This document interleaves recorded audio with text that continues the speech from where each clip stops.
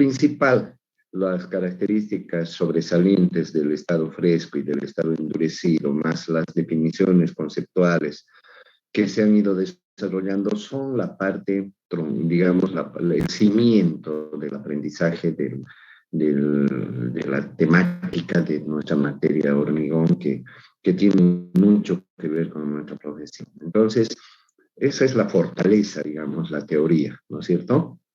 Con esa fortaleza, creo que estamos en condiciones de decir, ¿y ahora qué? ¿Y ahora qué? ¿Ahora qué? ¿Qué hacemos, no? Hacemos de hacer, ya no de leer, sino de hacer.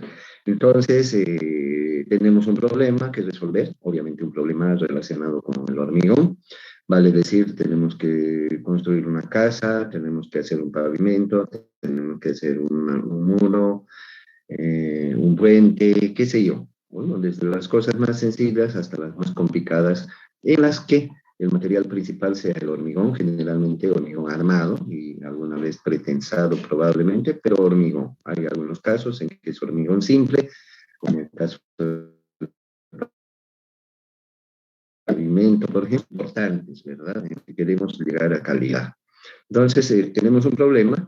¿Y qué es lo primero que hacemos cuando tenemos un problema? Cualquiera que sea. Lo mismo pasa con los problemas que tienen que ver con lo mismo. Lo primero que hacemos es analizar cuáles son las características del problema, ¿no es cierto? Cuáles son los alcances del problema, cuáles son las exigencias del problema. Y segundo, tenemos que analizar cuáles son los medios que disponemos para resolver ese problema, ¿verdad? Si yo tengo que armar un equipo de fútbol, sé que estamos a punto de descender, sé que no hay dinero, analizo los detalles importantes del problema. Y también tengo que analizar los recursos que tengo, ¿no es cierto? Porque en mis planes no puedo decir, para solucionar esto lo voy a poner a Messi en este puesto y a fulano en este otro puesto. No es cierto. Tengo que ver de qué dispongo para enfrentar ese problema. Entonces, en el caso del hormigón, específicamente, ya sabemos cuáles son las exigencias en el estado fresco, cuáles son las exigencias en el estado endurecido, cuáles son las condiciones de trabajo, qué tipo de estructura o de elementos son los que tenemos que encarar, cómo es el clima, cómo es la distancia, cómo son los medios disponibles, cuál es la calidad de la mano de obra que disponemos, cuál es la calidad de los equipos que disponemos. Todo eso se junta, digamos, entre las preguntas que tenemos que intentar resolver desde el principio. Ahora, luego que tenemos los detalles del problema, igual que el médico que tiene los detalles del problema, tras las preguntas que le hace al paciente, tras la información que recibe de los familiares, tras la información que consigue a través de los análisis, las radiografías, etcétera, tiene un conjunto de información y con esa información tiene que proponer una solución, una respuesta a ese problema. Hay problemas fáciles, hay problemas difíciles, ¿correcto? Estamos en ese punto. En el caso nuestro, la respuesta básica que tenemos que dar es una receta, porque tenemos que responder a esto con un material que se llama hormigón y que es un material compuesto por ciertos ingredientes y esos ingredientes se combinan a través de una receta. Entonces, para poder responder a ese problema, igual que el médico que da una receta, si el médico sabe la respuesta del problema, agarra una receta, un papel y escribe ahí y dice, bueno, tiene que tomar esto, hacerse inyectar esto 3 veces por semana y de aquí a 15 días vuelve, o si no, le dice que no vuelve, no le dice que vuelva porque sabe que esa es la solución del problema.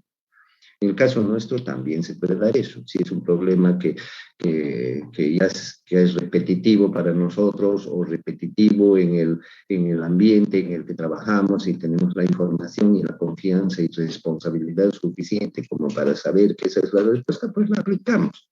No hay ningún inconveniente en eso, pero de poner esta la responsabilidad del ingeniero, el logro de la calidad y la garantía para el cliente y para la obra. ¿Ok? Entonces, estos son elementos que normalmente no los vamos a leer en un libro ni los vamos a escuchar todos los días, ¿sí? Por eso yo quisiera hacer hincapié en esto, me parece que este es el corazón de la materia. ¿Ok? Entonces, ahí está la duda, digamos, la ambigüedad. ¿Soy capaz de resolver este problema responsablemente, sí o no? Si sí, adelante, no hay ningún problema. Si es no, o hay inseguridad, cierto grado de inseguridad, que no es ningún pecado, ¿verdad? Estar inseguro ante un problema, más bien es bueno ser responsable y reconocer esa duda.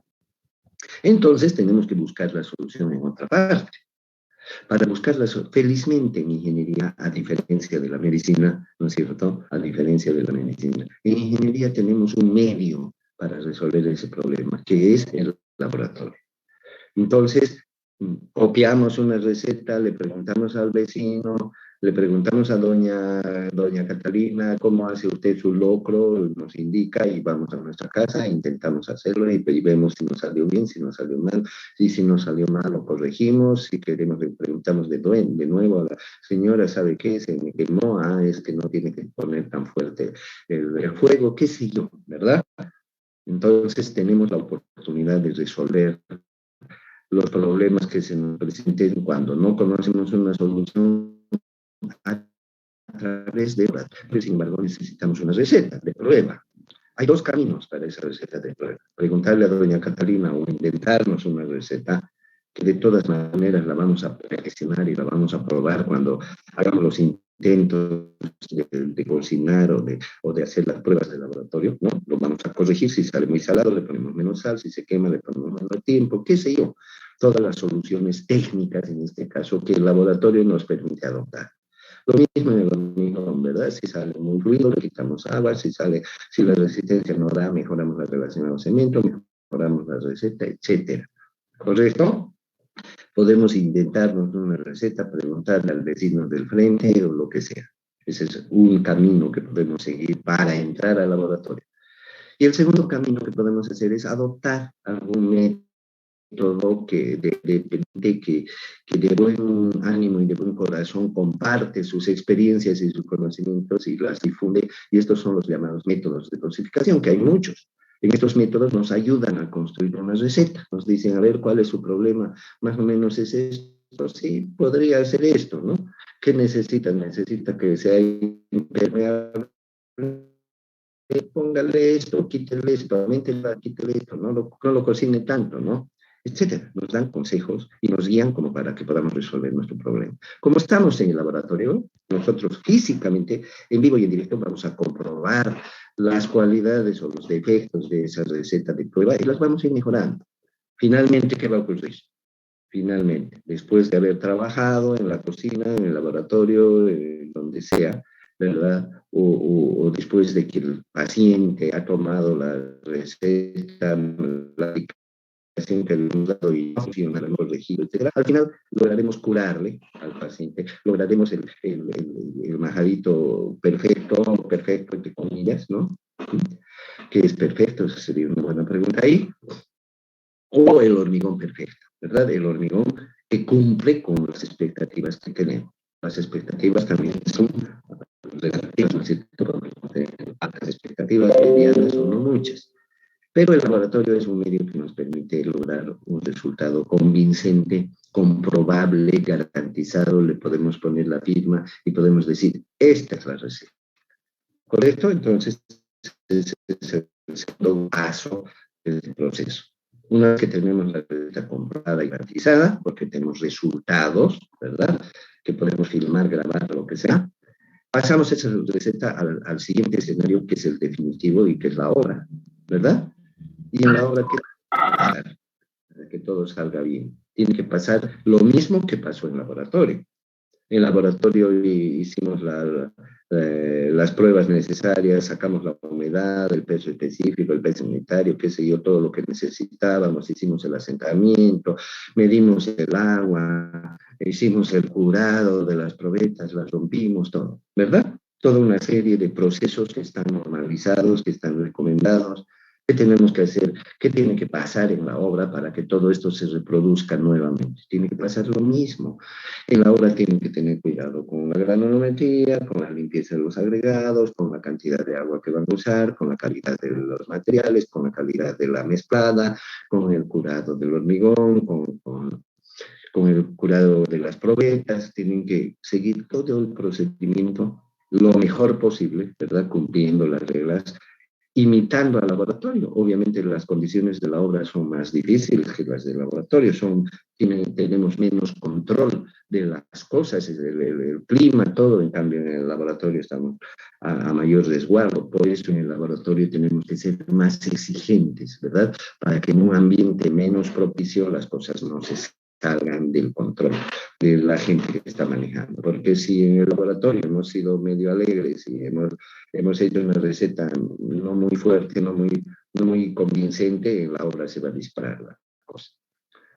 Y sí, fíjense que estamos en una rama técnica, y sí, se hizo todo como debería hacerse, el resultado va a salir bien.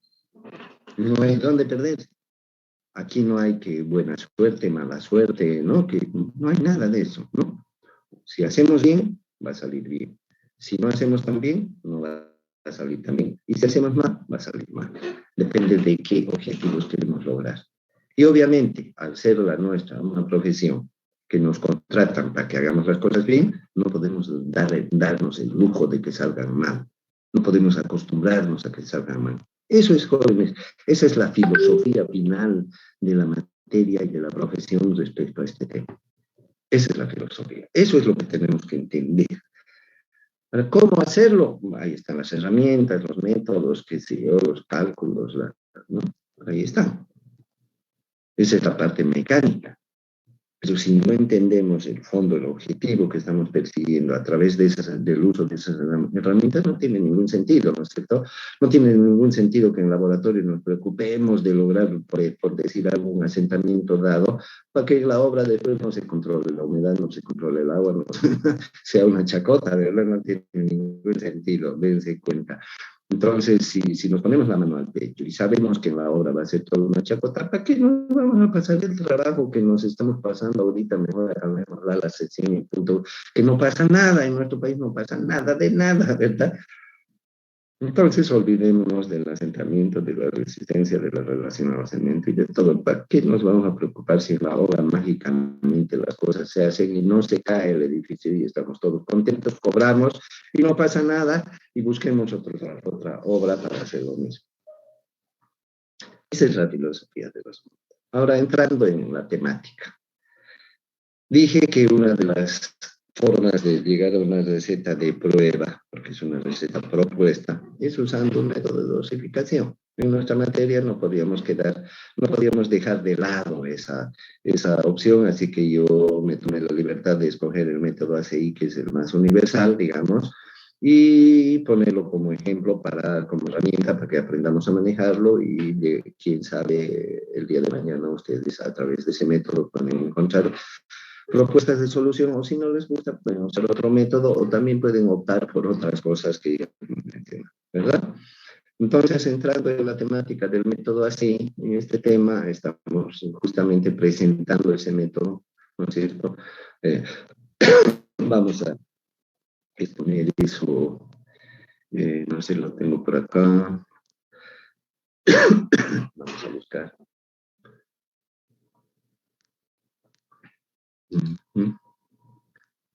Estoy buscando el tema correspondiente, creo que aquí lo tengo.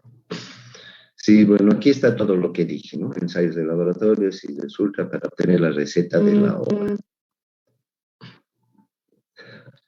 El método a seguir es un conjunto de 6 tablitas, ¿no? Las cuales se presentan aquí. La primera tablita es para conseguir un asentamiento en función del tipo de obra que tenemos. Obviamente es una lista muy reducida. No vamos a encontrar aquí módulo universitario en Santa Cruz, no vamos a encontrar, ¿no? Tenemos que hallar una semejanza, una equivalencia a nuestro criterio para elegir aquí alguna sugerencia de asentamiento. Hago notar un detalle, ¿no? No solamente para esta tabla 1, sino para cualquiera y para cualquier método y para cualquier caso. Si nosotros, por X motivo, tenemos una información mejor que esta tablita, por ejemplo, la tabla uno, o tenemos una necesidad, como por ejemplo que el hormigón sea bombeado. Si el hormigón va a ser bombeado, ninguno de estos asentamientos me sirve.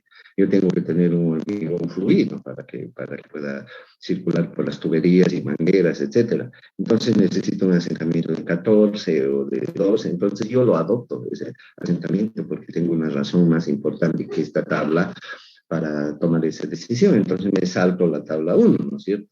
No estoy yo. Estas son herramientas solamente de auxilio, no son de obligación, ¿comprenden? Entonces ese es el chiste, ¿ok? Para el método, para el uso de cualquier método de dosificación. Una vez que hemos elegido nuestro asentamiento, ya sea por la tabla o por no la tabla, y también tenemos que elegir un rango de aceptación, ¿verdad? Eso ya hemos hablado. El rango depende de las posibilidades que tenemos de cumplirlo, ¿no es cierto? Y mientras más amplio sea el rango, menos la calidad, ¿verdad? Y que mientras más reducido, mayor la exigencia, pero tampoco es cuestión de exigir un rango si no lo vamos a poder cumplir. De nada sirve que nos propongamos, entremos de acuerdo de que la nota mínima del próximo examen va a ser 81 si no vamos a poder cumplir. ¿Para qué, no? ¿Para qué vamos a hacer eso? Entonces, una vez que hemos elegido el asentamiento, vamos a la tablita número 2. Aparentemente esta tablita número 2 es la más complicada, entre comillas, porque tiene más cositas que definir, ¿no? Estos numeritos que aparecen en esta tabla son las cantidades de agua que podemos usar para el asentamiento que hemos elegido. Y los asentamientos están aquí a la izquierda. Y tenemos rangos de 3 a 5, de 10, de 15 a 18, etcétera. Esos numeritos que están al medio, entre paréntesis, los he aumentado yo, son el promedio de entre 3 y 5, 4, entre 8 y 10, 9, entre 15 y 18, 16, 5, ¿no? Son el promedio. Yo pienso de que es más fácil usar estas tablas con estos valores, 4, 9, 16, 5, porque tenemos que combinarlos con los que están aquí arriba, que es el tamaño máximo de los agregados. Entonces, si el tamaño máximo fuera 20 y nuestro asentamiento fuera 8, entonces tendrá que estar entre 9 y 4. Tenemos estos valores para el tamaño máximo, 185 y 200. Tendremos que interpolar o aproximar el valor resultante. Y estas cantidades que se aquí son la cantidad de litros o kilogramos de agua. En tecnología del hormigón vamos a aceptar que un kilo, pues un litro es igual a un kilo. Son las cantidades de agua que debemos poner para un metro cúbico de hormigón. ¿Ok? Una particularidad que no hay mucho misterio en eso, entonces, de entrar con los datos de lista y combinarlos con los datos de arriba, ¿no? No creo que haya mucho misterio, entramos por un lado y por el otro, y si tenemos los datos exactos, vamos a llegar a una casilla exacta, si no tenemos, nos aproximamos. Ok, pero una particularidad de esta tablita es que tenemos en realidad dos tablas, fíjense, la parte de arriba y la parte de abajo. En la parte de arriba dice concreto sin aire incorporado, en la parte de abajo dice concreto con aire incorporado. Lo que pasa es que en el ACI y en Estados Unidos, siempre a los técnicos, a los ingenieros y constructores se les presentan estas dos alternativas. ¿Va a usar aire o no va a usar aire? Cosa que aquí en nuestro medio ni hemos escuchado siquiera, ¿no? Y como el método trae eso, yo no puedo eliminarlo ni cambiarlo, no soy quien, ¿verdad? Entonces, en el caso de este método, vamos a tener que ocuparnos de esto más adelante. Vamos a hablar un poquito más de detalle del aire, de lo que es el aire incorporado, pero es un mecanismo que se utiliza para meter aire artificialmente en la masa del hormigón, ¿ok? Y por eso se llama sin aire y con aire incorporado porque se lo incorpora, ¿ok? Son dos opciones. Para saber cuál parte si vamos a usar la parte de arriba o la parte de abajo de la tabla, aquí tenemos la guía. Los americanos son muy prácticos, así que no hay donde perderse. Nos ponen tres condiciones. Si la exposición de nuestro hormigón no tiene ningún riesgo, si la exposición tiene mucho riesgo, o si no sabemos si es lo uno o lo otro, y entonces le podemos llamar una situación intermedia. Para no hacernos mucho lío con estas definiciones que están aquí, que son traducciones del inglés, no siempre están tan claras, ¿verdad? Para no hacernos mucho lío, vamos a decir que una exposición sin riesgo, o sea, una exposición que le llaman aquí normal, es un caso en que el hormigón ni tiene agua constante, no está en contacto con agua constante, ni tampoco hay riesgo de que ese agua se congele. ¿Ok?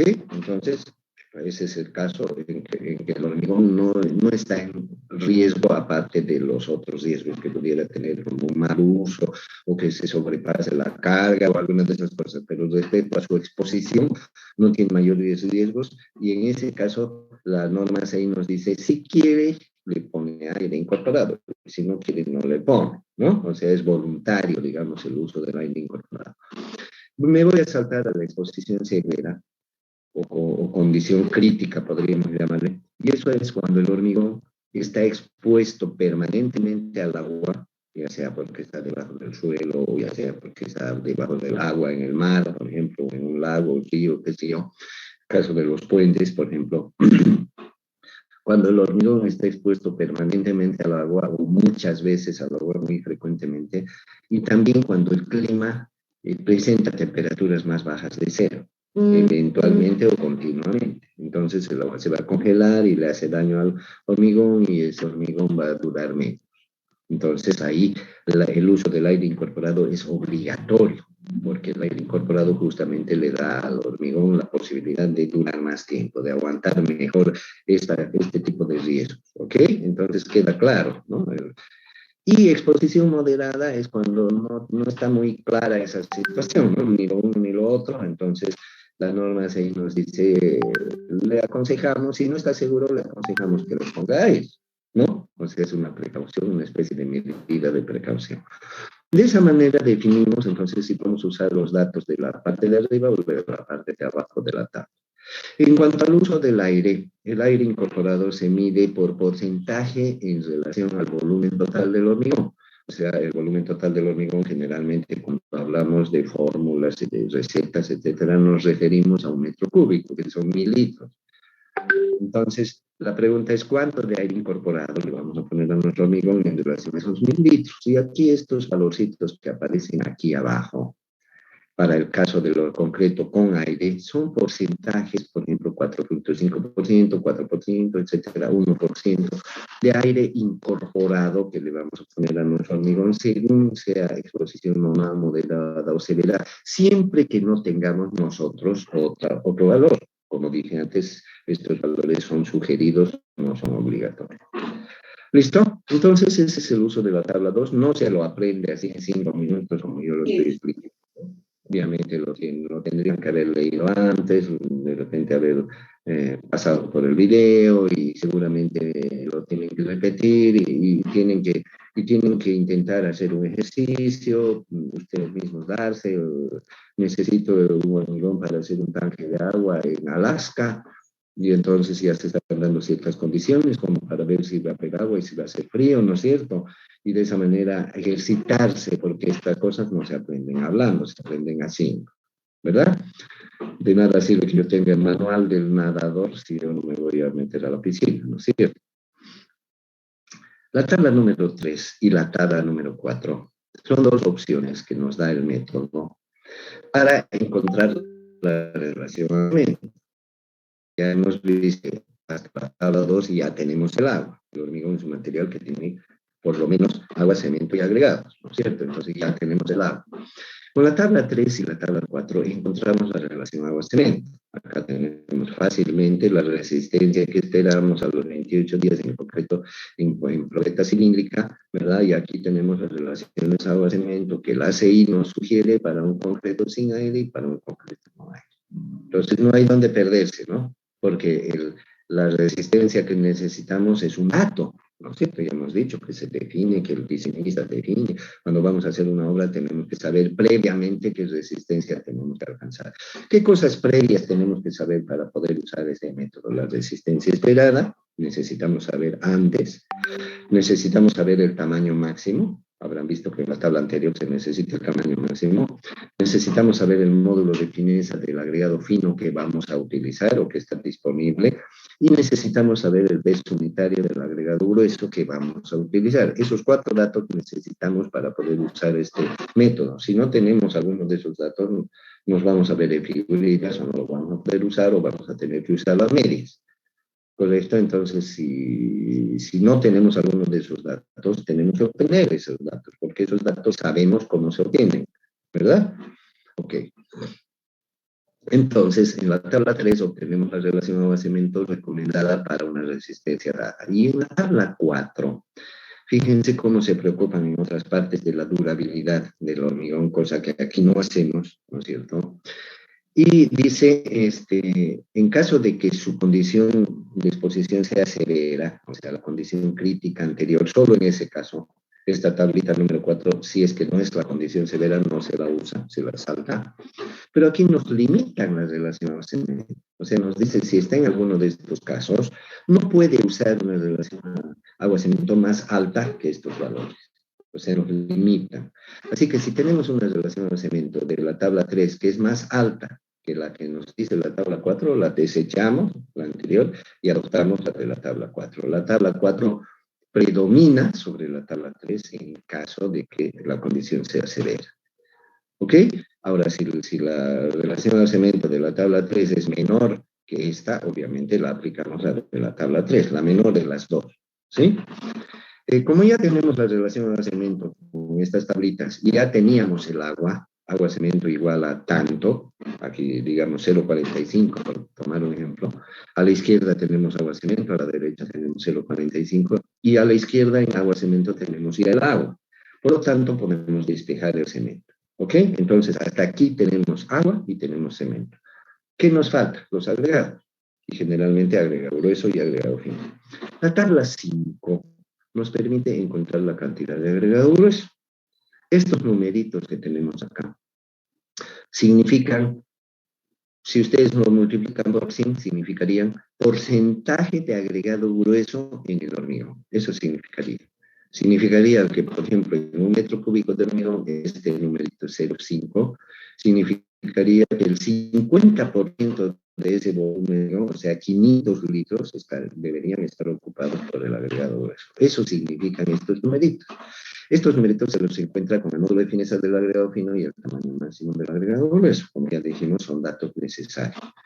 Entonces, aquí hallamos este valor.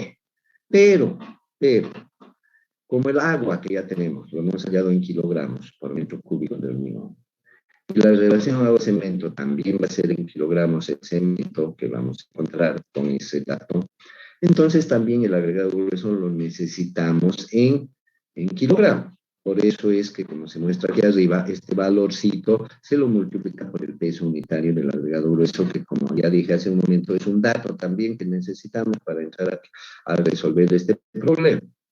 Entonces multiplicamos este valorcito por el peso unitario, que es un dato, y tenemos el agregado grueso en kilogramos. ¿Ok?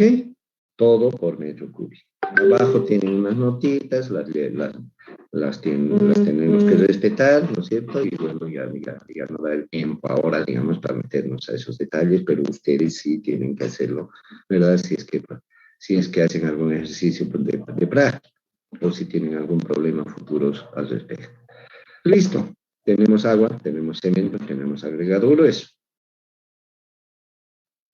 Y saber qué alumnos no están en esta sesión, qué alumnos han faltado a esta sesión. Tengo dos opciones. O me paso el trabajo de pasarles lista y ver los que no están, ¿no es cierto? Esa es una opción. O también, sin pasarles lista, yo puedo ver quiénes están, digamos, hago la lista de los que están, y ese número de alumnos que están, o esos nombres de alumnos que están presentes, yo les resto a la lista a la lista de inscritos. Entonces, si a la lista de inscritos le resto los que están, ¿qué me queda? Los que no están, ¿verdad? Ok, ¿por qué ese ejemplo? Porque aquí tenemos el cemento, tenemos el agua, tenemos el grueso, pero no tenemos el fino. Pero si al hormigón yo le resto los que ya tengo, cemento, agua y grueso, ¿qué me queda? El fino, ¿no es cierto? Entonces la tablita 6 nos permite hacer esa pequeña resta, porque la tablita 6 nos sugiere qué valores podría tener nuestro hormigón completo. ¿Cuánto podría pesar nuestro hormigón completo. Estos numeritos son el peso del 1 metro cúbico del hormigón que estamos diseñando. O sea, nos hace un pronóstico y nos dice su hormigón va a pesar tanto, por decir 2.315 kilos. A esos 2.315 yo les resto mi cemento que ya conozco, el agua que ya conozco, el grueso que ya conozco, y ¿qué me queda entonces? El fino, ¿verdad? Entonces, esa es la manera de encontrar el fino, por diferencia. Hay otra forma también, pero no les quiero complicar ahorita. Sí, y de esa manera tenemos cemento, agua, grueso y fino, que es la receta que estamos buscando, que supuestamente estamos buscando. Ahí no se acaba el problema, porque esa es la receta propuesta, pero sí se acaba el problema del uso del método ASEI. Ahí se acaba el problema. En resumen, tenemos lo necesario, qué sé yo, esto lo aclara, y se acabó el tema, ¿no es cierto?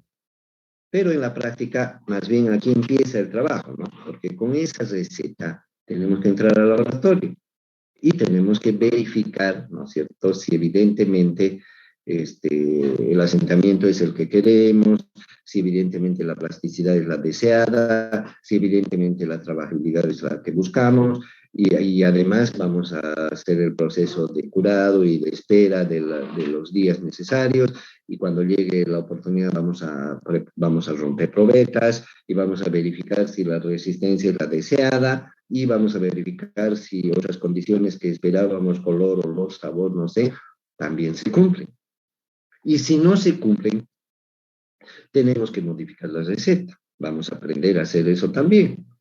Y seguramente después de un ciclo de comprobaciones y modificaciones, seguramente vamos a llegar a un estado satisfactorio en que nosotros mismos digamos, vamos a llegar a decir, ok, está bien, a nuestro criterio.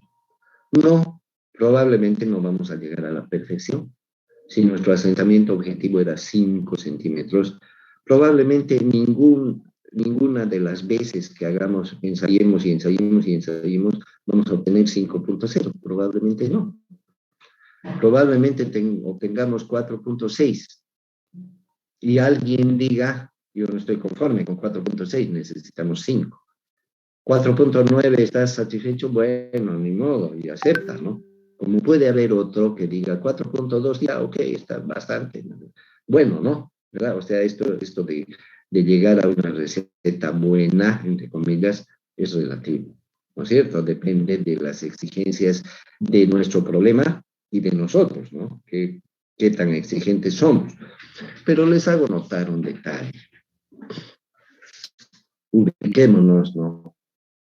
Si a nosotros no nos interesa mucho hacer bien las cosas, todo, ¿para qué vamos a entrar al laboratorio? ¿Para qué vamos a hacer así, no? Hagamos nomás a la criolla, como hacen todos, ¿verdad? Metámosle nomás una receta cualquiera y nos olvidamos de tanta complicación, ¿verdad? Esa es una elección que tienen que hacer ustedes cuando trabajen, si es que ya están trabajando ahora, porque elegirán dónde trabajan, ¿no? De eso también depende la vida, ¿no? Depende con quién dime con quién andas y te diré quién eres, ¿no? Entonces, si trabajan en una empresa donde se hacen las cosas con las patas, con el perdón de la expresión, y se hacen como sea y no les importa nada, bueno, así se van a formar por muchos años que estén de experiencia, ¿no? O sea, la experiencia no siempre es una garantía de que las cosas están bien, ¿no? Tiene alta experiencia, sí, lo vas a hacer bien. No es así, ¿no? Podemos tener experiencias buenas y experiencias malas. Si no superamos las experiencias malas, vamos a tener harta experiencia mala, ¿verdad? Entonces ya es una elección de cada uno, qué camino seguir. Pero los fundamentos de cómo funciona la cosa los están recibiendo ahora. Ya depende de ustedes, ¿no es cierto? Les cedo la palabra sobre lo que hemos hablado, inquietudes, etc.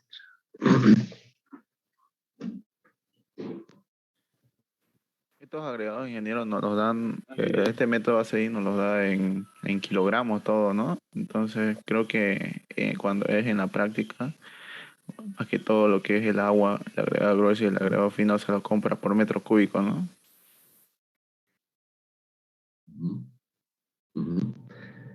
Fíjense cómo además de todo lo que realmente apreciamos en la universidad, previsiones que pudiera tener yo para, ¿no? Cuidado te tropieces ahí a la vuelta de la esquina hay una piedra, ¿no? Cuidado que te mojes, hay un curichi por ahí.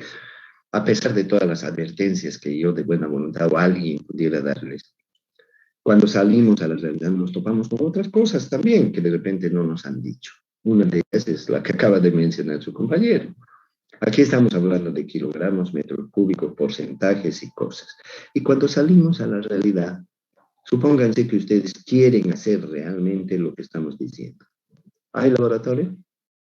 ¿Tienen disponible el laboratorio? ¿Van a tener apoyo?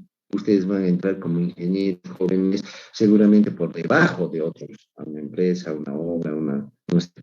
¿Tienen ustedes la autoridad como para hacer las cosas como ustedes pretenden hacer? Si esa empresa están acostumbrados a no hacer nada de eso, ¿les van a permitir hacer? ¿Y ustedes van a poder pelearse por eso? ¿Renunciar? Son varias preguntas, ¿no? Si quieren ustedes pesar el material, estamos hablando aquí de kilogramos, ¿va a haber una balanza en la obra? ¿Han visto ustedes alguna vez en las obras grandes o chicas por las que pasa uno en la vida casualmente, hasta de mirón, digamos, en la calle, no digo que uno esté adentro siempre? ¿Han visto ustedes alguna vez una balanza? ¿Y cómo es que estamos aprendiendo que las recetas se hacen en kilogramos? Entonces, ¿cómo va a funcionar eso? Lo mismo que en la cocina, ¿no es cierto? Hay recetas donde dice 330 gramos de harina blanca, ¿no? ¿Verdad? 14 centímetros cúbicos de agua. No tenemos cómo medir los centímetros cúbicos, ni los gramos, ni nada. Entonces, a ojímetro la receta, ¿no? ¿Vamos a pasar por esas distorsiones? Sí, vamos a pasar. ¿Cuál es el grado de esas distorsiones? Puede ser terrible, dramático, desastroso, como puede ser leve, ¿no? ¿Qué es lo único que se interpone entre el uno y el otro? Ustedes. ¿Que van a tener que pelear? Van a tener que pelear. ¿Que van a tener que plegar? Van a tener que plegar. Siempre el hacer bien las cosas, en este país especialmente, cuesta el doble, el triple de lo que le cuesta acomodón al rojo, al que se acomoda a lo de siempre. Pero ¿dónde está el éxito y el triunfo? Por eso nunca vamos a salir campeones, ¿no es cierto? El fútbol nunca. ¿Por qué? Porque escogemos el otro camino. Y si alguien se esfuerza por conseguir lo otro, tampoco va a tener éxito porque tiene que pelear contra todos y tiene que cambiar el sistema. Y lo más práctico para los demás es que lo saquen del equipo, ¿verdad? Así pasa, ¿no? Entonces váyanse a otro lado donde sí puedan desarrollarse. O busquen un trabajo en una empresa donde sí tengan la opción de mejorar las cosas o donde ya las hagan bien para aprender y acomodarse a eso. Así que, así como su compañero mencionó eso, hay muchas cosas. Hablamos de humedades y a quién le importa la humedad en esta ciudad o en este país, a nadie. Pero esas son realidades que hay que enfrentar. Lo importante es que ustedes saben, están aprendiendo, les guste o no, ¿verdad? Menos los que no están, ¿no? Están aprendiendo, les guste o no, lo fundamental del asunto. Ya dependerá de ustedes, lo aplican a medias, no lo cuidan, se pelean, no se pelean. Bueno, ya no hay tiempo, jóvenes, se acaba, la hora es ahora, pero el WhatsApp está abierto porque rato lo que ustedes gusten.